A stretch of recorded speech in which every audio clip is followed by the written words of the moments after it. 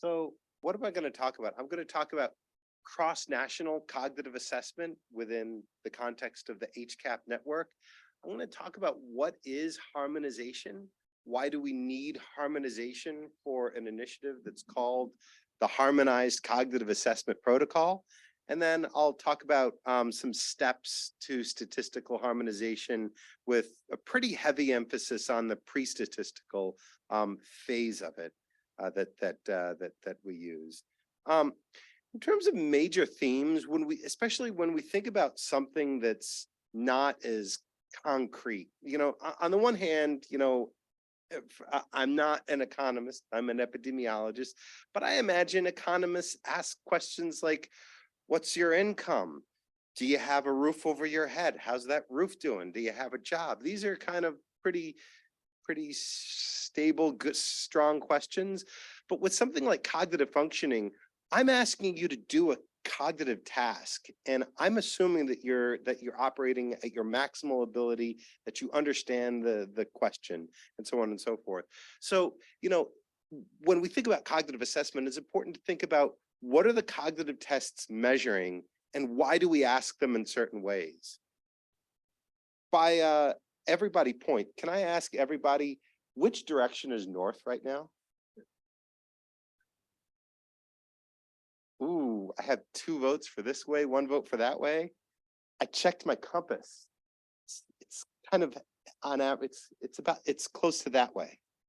So this is a common question about orientation. Well, it's actually not a common question at all. Nobody ever asked this because but we ask other questions about orientation to place and orientation to time, like what's the day, what's the date, what's the day of week. And what building are we in? What floor of the building are we on? You all should know that we're on the 8th floor because we have to press that 8 button. A question like, which way is north? That's not something that we typically know all the time, right? It's also, it's an orientation to space, but it's not something that like what floor of the building are we on or what state are we in, and so on and so forth. When we're trying to understand what a test is measuring in a survey, it's important to pay attention to how it was administered, how was it scored, who's taking the test, who's administering the test. All of these things are important, and I'll go through some examples in a little bit. When we think about what was the test designed for in the first place, what was its neurological or psychological basis, asking a question like what state are we in or what floor of the building are we on, these types of questions were initially developed before the 1940s, but they were in standard neurological exam textbooks for medical students in the 1940s. I found old books with these, and it's meant to assess somebody's mental status in the hospital. And of course, we ported these into our population surveys, and so we can discuss whether they're appropriate to be used, but we use them anyway. What does a test require of a person? If I'm going to ask a participant to draw 2 interlocking pentagons, well, they have to have a pencil. They have to be familiar with a pencil and use it on a paper. They have to have an arm. So if you're doing a survey in a bunch of veterans, that could potentially become an issue for some participants. What are assumptions about a person's abilities? When we assess older adults, sensory impairment is a big issue. Probably north of 50% of older adults have some hearing or vision or other sort of sensory impairment. There might be issues around numeracy or literacy that you might have to take into account. And you've got to think carefully about a person's environment or background. Surely if somebody is a Steve Irwin, they absolutely know which direction is north and south and east and west. But for the most part, a typical person probably doesn't. But we all should know what state we're in right now. We're in the state with a lot of bears, right? So the Harmonized Cognitive Assessment Protocol is an NIA-funded international research collaboration to measure and understand dementia risk by collecting a common set of established cognitive instruments in the HRS that Jen Cook introduced, and its international partner studies. And in particular, my map making skills are not as good as Jen Cook's, but I'm going to talk about HCAPs that have been conducted and released in the US. That's the HRS HCAP. Mexico, that's Mexicog. Chile COG is Chile. ELSA HCAP is England. Halsey HCAP is in South Africa. La Ciudad is in India. And Charles HCAP is in China. And I put little red markings next to other places that have either HCAPs in the field or that are being planned, from Malawi and Ghana and Kenya and Ireland and Northern Ireland and Nepal, Egypt. There are probably others that I'm forgetting right now. So this is a growth area. There's a lot of interest, and for the next several years, there's going to be increasing interest in growing these data and expanding these data. And for a lot of HCAPs that are existing in here right now, second waves are either in the field in the case of the US and India and Mexico, or they're being planned. So we're going to have longitudinal data pretty soon. It's really cool. Yeah, so this is in words what I just described. Oh yeah, planned. Europe, Ireland, CADIS, which is Caribbean stuff, led by Will Dow here, and the Nicola HCAP. So what's been done so far in terms of working with the cognitive data in these HCAPs?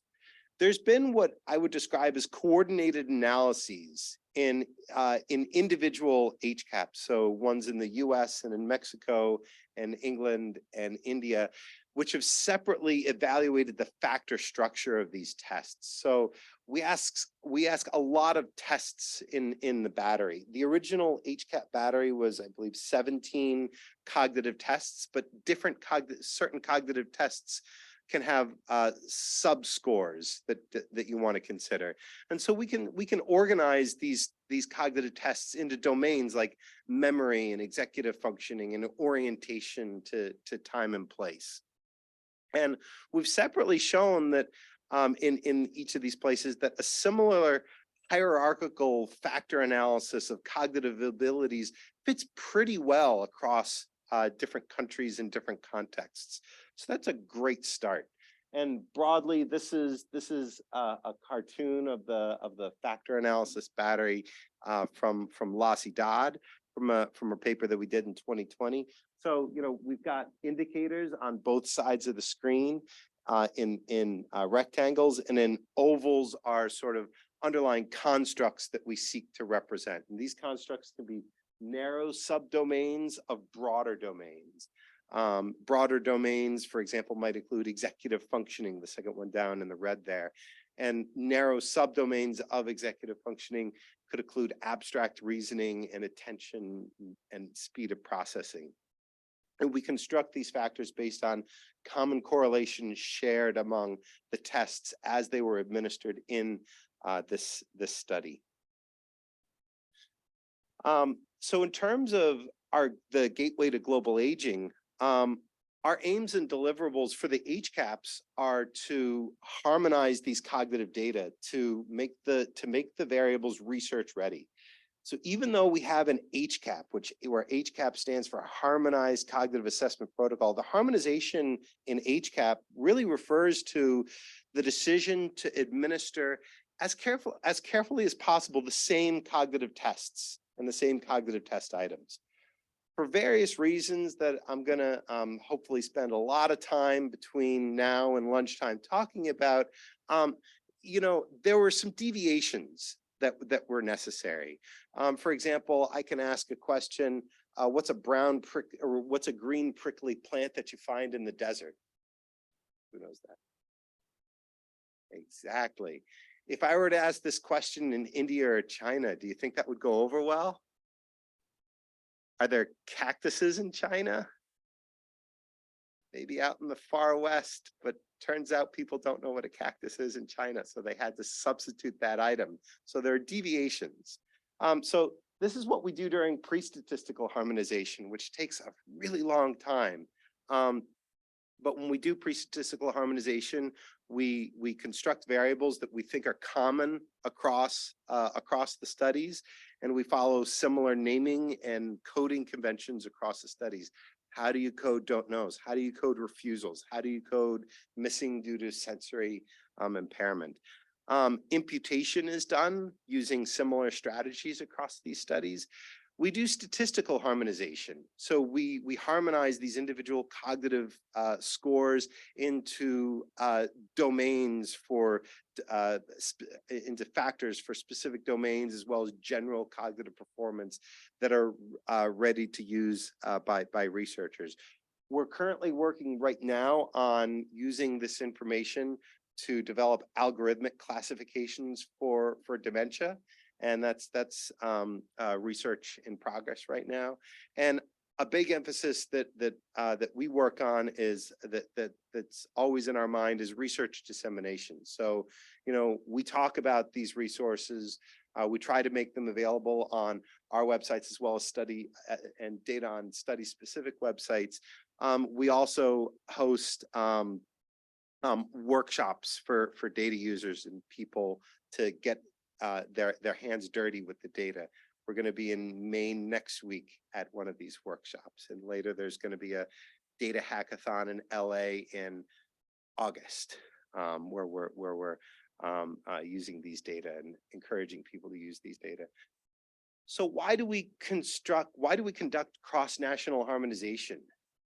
Broadly speaking, in the context of cognitive aging data, we want to be able to construct composite factors that represent domains of interest, like memory, orientation, language ability. We can use these scores to characterize mean differences between groups. We can identify predictors and outcomes with your favorite regression type of approach. You can then use these, you can also use these cognitive scores to look at distal outcomes or as components in algorithms for dementia, and so on and so forth. So basically, we're providing a measurement, we're providing measurements that can be used to drive science.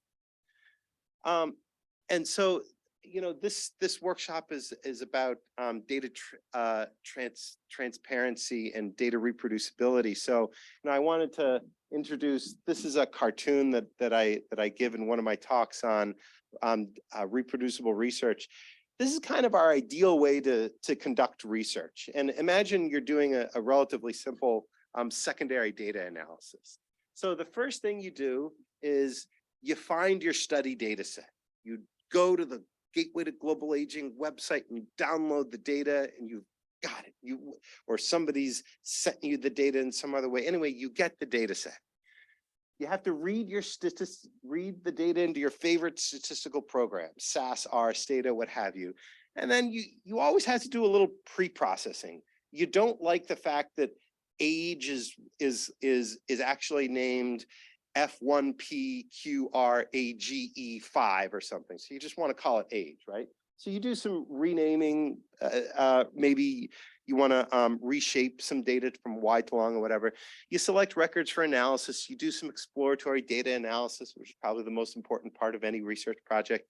And then you work on your modeling. So I do a lot of work with M+ software, but essentially there are some steps in there.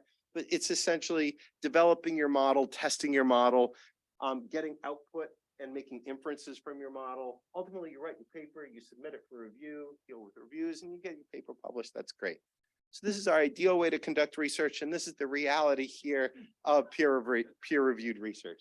You read in your study data into your favorite statistical package, and then you pre-process. And as you're pre-processing, you realize you made a mistake. Maybe you got data from a colleague in Italy, and she gave it to you as an Excel file. And in Italian versions of Excel, there's some sort of hidden character that I have yet to find, but it creates missing data for over 50% of your records. And you don't realize it until step 5 here, that you've got to go back to the data set and figure out what is wrong with these data. This happened to me about 4 years ago, and I'm still not over it. But as you can tell. At some point, you just have to run around between writing a manuscript and waiting for peer reviews. It helps to get a hobby, you know, just do something else, but, you know, stick with it because there's value in what we do. Yeah, always go back to your exploratory analysis is what I can say. So in terms of back to cognitive harmonization, you know, we need statistical harmonization methods for our cross-national linking, even for a program like the HCAPs where the same tests were intended to be the same.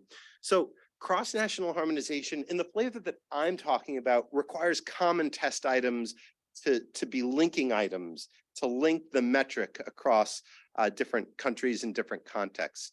There are other forms of harmonization that don't require this. I'm not going to talk about that so much because lunch is soon. So harmonization is easier to do for within country and within language harmonization. Oftentimes you can just look at the names of tests. A digit symbol substitution test is a digit symbol substitution test. Most of the HCAP tests were designed to be comparable. If there were different languages used, then these tests were doubly translated, and that's great and all. But in reality, there were language and cultural issues. There were differences in scoring and differences in population literacy and numeracy that necessitated modifications to the content of tests and the administration of tests. Because of this, just because a test is named CIRAD word list learning recall, there are certain issues that call into question whether these tests can really be linking items or not. And so, you know, that begs the question, who gets to decide what items are in common across study? And whether test deviations, either in the administration or scoring or coding, are important or not, often depends on who's looking. So as Jin Cook mentioned, most of the PIs of so many of these studies, of these health and retirement studies, are economists. Should economists decide the comparability of cognitive tests? What about epidemiologists and psychometricians? I'm an epidemiologist, I can decide, right? Neuropsychologists are probably the most qualified, but even better than a neuropsychologists are culturally aware investigators, even linguists. And the best person to have in the room, I can tell you, are interviewers who are on the ground, who conducted a lot of these interviews. I'm imagining, you know, I haven't spoken to all of you, but I'm imagining that many of you, especially, have had experience in some way, shape, or form doing an interview or assessment in a study. So you know where the bodies are buried. This is really helpful. It's really useful. And we need to understand, like, what does it mean that a translator was used during the cognitive assessment for this particular instrument? How does that affect a person's response? How does that affect how the test was scored, how it was administered? Here are some considerations. So this is all within the rubric of pre-statistical harmonization. So, you know, and these are the types of things that we pay attention to. So language is the big one when we think about harmonization. So, you know, a common test might be a phonemic fluency test, where I'm going to ask you to recall as many words as you can that start with the letter F or A or S. Well, as it turns out, it depends on the letter that you ask about. In the English language, it's typical to ask about FAS.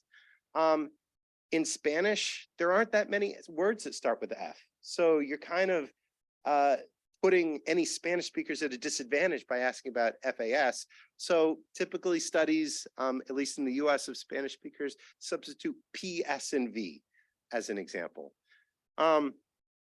You could think about administration rules. So, you know, I can ask a question, name as many animals as you can in the next 60 seconds. Or I could have asked, name as many four-legged animals as you can in the next 60 seconds. different studies do ask these different things, and it's comparatively harder to ask about to recall four-legged animals as it is generic animals. Or I might ask, how many can you name as many vegetables as you can within 60 seconds? So, you know, these are broadly semantic fluency or category fluency items. Yeah, I'll talk about that later. You know, you also want to pay attention to scoring rules. Was there variation in test administration or scoring based on vision or hearing impairment? Missing data coding is super important. You know, typically in the HCAPs, they code don't know and refused. But what if a test was not attempted? What if a test was or a stimulus was not actually seen by the participant due to some skip pattern? Was there a physical reason they couldn't do the test, or was there an issue around literacy? My colleague Emily Briseno wrote this really cool paper a year ago, and on the whole topic of pre-statistical harmonization. And this is sort of this gray box is sort of a summary of the types of things you've got to look at. You basically have to collect all the information available about a test. Understand the test version. Was it the WAIS 3 or the WAIS 4? Understand any adaptations. Were the words read to the participant, or were they shown to the participant on a screen if you're doing a wordless learning test? Look at the language of administration, consider cultural and linguistic equivalence, and so on and so forth. And this is a really neat table that comes from her paper on what you do at a pre-statistical harmonization step, the type of information you want to document, a particular example from our the project that we had, and possible solutions for resolving differences. And I won't go into this in too much detail. So back to basics. How do we decide what is a common test item cross-nationally? As I said, within a country, it's easier. I'm not going to say it's the easiest thing in the world, but it's easier. It's basically comes down to a ton of accounting work, right? But between country, especially, you've got to be very careful. And essentially, we've concluded you really need experts in neuropsychology and in the specific culture and context that you're looking at. Cultural neuropsychologists are the key, because they can ask the types of questions that are important to ask to understand why this measure may be more or less relevant in this or that context. So here's the example that I gave. What is a prickly green plant you find in the desert? Actually Googled what a cactus looks like, because I'm from Maryland. We don't have cactuses. And there's actually quite a variety. They can have a lot of beautiful colors on them. I still don't want to touch them. There's not really a universal look to a cactus. The reason we ask this question is because it's supposed to be sort of this common knowledge question. And we want to see how well you as the participant or as the respondent is responding to a common knowledge question. In India, they adapted the question. What's a brown nut that contains milk? Coconut. Yeah, exactly. As it turns out, that item didn't perform so well, because when we ask these questions, we want these questions to reflect cognitive functioning. We want the variation to be cognitive. But as it turns out, Indians in the north aren't as familiar with coconuts because coconuts grow up along coasts. And so in the middle of New Delhi, which is way up in the, kind of, there's not water nearby. So coconuts have to be imported. They're not as common. So, and then people will always ask, are they fruits or are they nuts? So, you know, they can pick on you for that sort of thing. So they, in the second wave of Lassi Dad, we dropped coconut and we added question about a tree. Like what's a plant that has a lot of, that's tall and has a lot of leaves? It's better than what I'm describing. China did actually ask about what's a prickly green plant that you find in the desert. So here's some Stata output. The first column, HRS HCAP, is showing the percentage of people who get this right in the US is about 92%. In England, it's about 87%. In another sample of HRS from the main wave in 2016, it's about 92%. In Charles in China, about 16.5% of people got this right. It's an issue.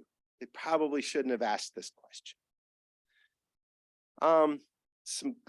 Thinking about some other tests, there's a letter cancellation test where the stimulus is you're shown letters in rows, as in the top right here, and the letters in rows and columns on a page, and you have to cross out all the directions are look at the letters below. Whenever you see a B, cross it out and stop when completed. So you have to cross out all the B's going from left to right as fast as you can. This test requires familiarity with a Phoenician alphabet. There's some variance in literacy here. More interestingly, I said we're printing these letters on a page. So a page in the US is 8.5 by 11. And we had a lengthy and a discussion about how this test was administered in ELSA in England, where the common page size is A4. That's like that legal sized page. So what did they do? Did they print out, was it a larger font? That's a big deal. Was there a different stimulus with more room to do this correctly? That's also a big deal. Broadly, and in the bottom right here, this is my son at daycare, which he was given the same test, except it's a game in daycare. And it was even the letter B, spot in the dot, the letter B. So, that goes back, when you think about why we ask certain tests, why do we administer certain tests? A lot of common cognitive tests that we administer to older adults have their origins actually in the Stanford Binet batteries back in the 1910s. These are the questions that we asked to assess IQ in children, because children should know what state we're in, or they should be able to run through this task really quickly. And so, in theory, older adults were children at one point. They should still have these abilities, and to the extent that they don't, we presume that there's been some deterioration. There's a trail making test, which requires you to connect randomly spaced letters and numbers on a page. This test requires literacy because you have to go from A to B to C to D. It requires numeracy because it involves counting up. There are alternatives for in settings and situations in countries where you can't necessarily rely on numeracy, people having high numeracy and literacy. These included color trails task, where you link like yellow to red and so on and so forth. Color blindness is pretty common, especially among men, so that's a problem. What's been adopted in La Ciudad and in Halsey in South Africa is a adaptation of the test that involves circles and squares, which seems to be working out pretty well for us and for everybody else. Yeah. Oh, wordless learning tests. So, when we think of, I'm going to read a list of words to you, and I want you to recall them back as many as you can. It doesn't matter in the order in which you recall them. So I'm going to give you a list: drum, curtain, bell, hat, river, house, and so on and so forth. Well, across different studies, are the words presented verbally, or are they presented verbally as well as, am I going to show them to you on a screen? What's the lexical frequency of these words in the given language? How many syllables does each of these words have? What's the imagery value of these words? Like something like drum and curtain and house and river and hat. I have good short-term recall. These are concrete things. You can visualize them. What about lie and mistake? Can you visualize that? Like sitting on a sidewalk? No. So that those are probably not things that you're going to use. you have to look at a word's serial position on the list, and that's going to affect how well the word is recalled. A bunch of years ago, I wrote a paper, Parallel but Not Equivalent Challenges and Solutions for Repeated Assessment of Cognition Over Time. And this paper was about form differences in cognitive tests. What a lot of studies do is they'll administer a wordless learning test, and then a year later, they'll administer a different set of words. And the problem is and the goal is to try to eliminate practice effects. The problem is using an alternate word form of a different set of words doesn't reduce practice effects. In fact, you get into more trouble because you introduce form differences. So I'll show you the top right corner of this graph is from a randomized trial where between times A and B here, people received cognitive training. So on the y-axis, people should have gone up. People should have seen improvement in the intervention group, and in the control group, they should have gone down. Instead, everybody tanks, and everybody keeps declining until through 1 year, and then inexplicably, nothing happened after 1 year in the intervention. People jump up, and then they decline again 5 years later. It's a roller coaster. This is entirely due to form differences. And, you know, this paper was from 2011, and I still get asked for the code for this paper, because even though I think that this is old stuff, it's over 10 years old, I still turn around sometimes and I see this sort of thing. So this is data from the Charles study. The baby blue color is an immediate word recall on the y-axis, and it's mean recall. So, and the x-axis is the study wave. So for the first 3 waves, there's a believable trajectory where people are calling on average maybe 4.2 words per wave. But then by the 4th wave, people have tanked. The average recall is less than 3 words. Meanwhile, delayed recall is in the orange here, and that's increased dramatically. What happened? At the end of the day, it's a form difference. So fortunately, we have statistical methods to correct for this. So, you know, we have to explore our data. We have to understand this. So in terms of pre-statistical harmonization, you know, our goal is to compare these protocols and compare these test batteries across studies and construct comparable harmonized measures while accounting for study-specific adaptations. The original HCAP battery included 17 tests.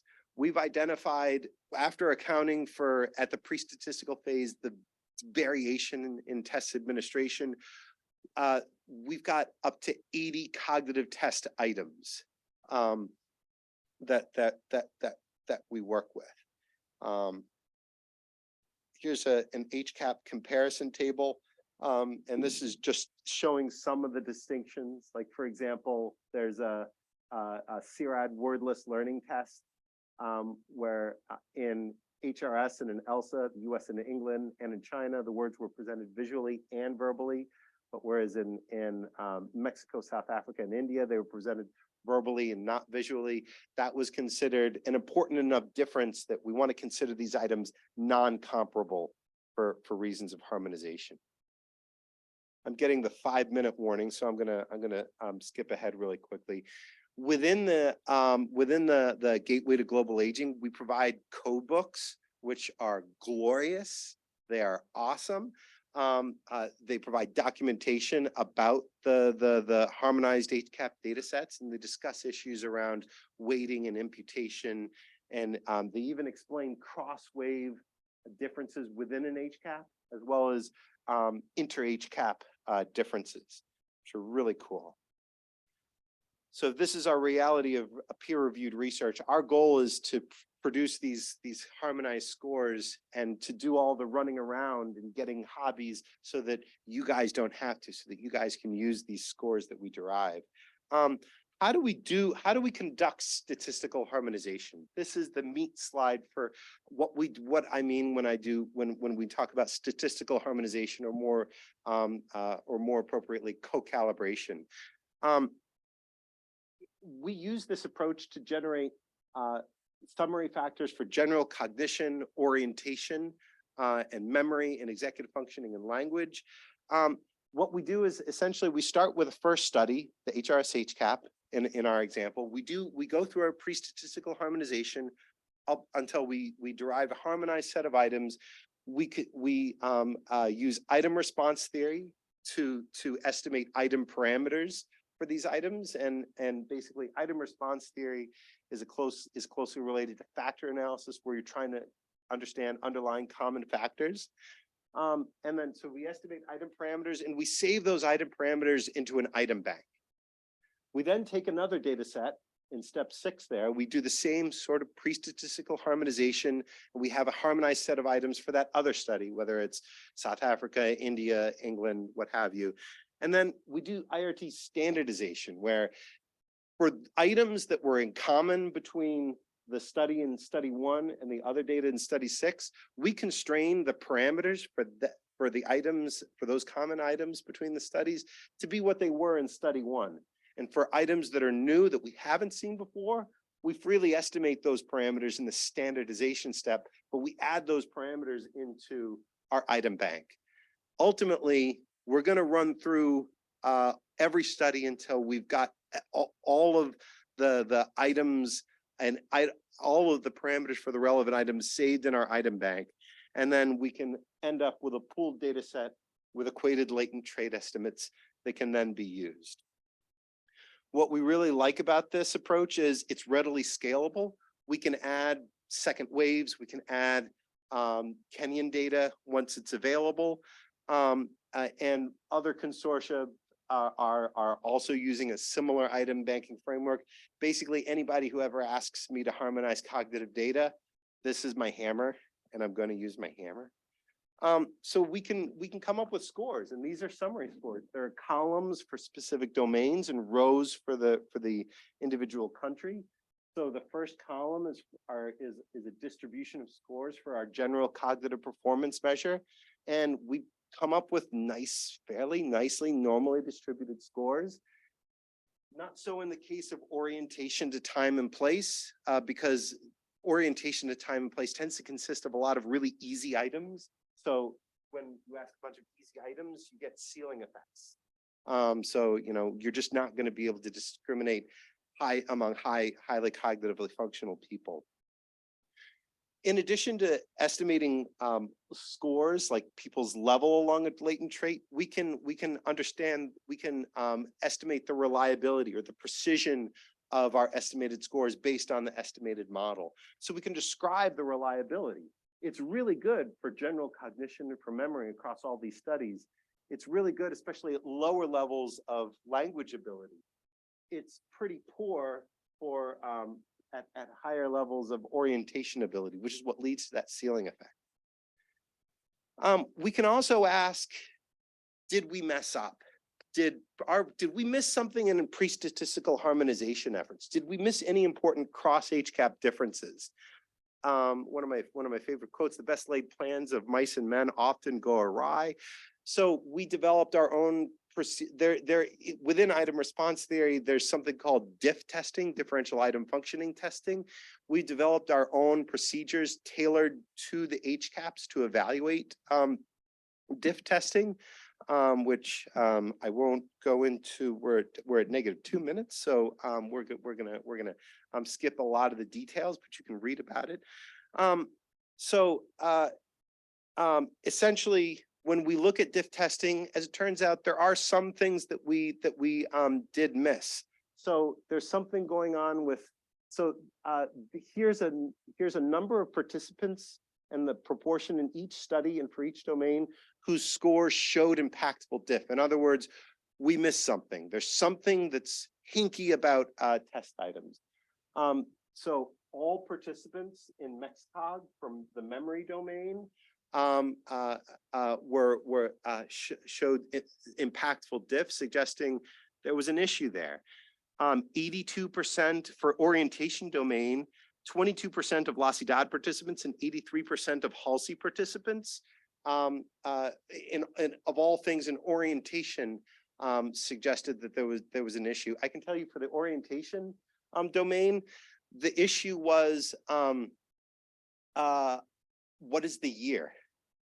So all of these studies ask, what year is it? It's 2023. Well, as it turns out, in a lot of lower and middle income settings, and especially even in rural areas, asking the year is kind of like me asking you guys which way is north. It doesn't matter to somebody's everyday life. It matters what day it is, because my schedule is different depending on whether it's a Thursday or a Sunday. It matters what time it is. It matters what my local district is, but year, I don't know. What does it matter? So we can adjust for those things, and we can allow year to vary between South Africa and India. We've also developed approaches if we cannot entirely rely on common items to construct harmonized scores for a domain. This is my former doctoral student wrote a paper called Linear Linking for Related Traits. It's really cool. And I have a section on algorithmic classification of dementia.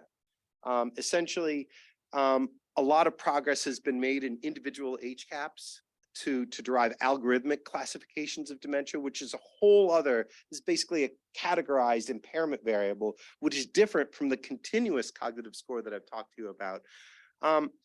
Our goal here under the gateway is to agree on standardized elements and criteria for dementia and apply them cross-nationally across all of the HCAPs so that we can be talking about the same common things.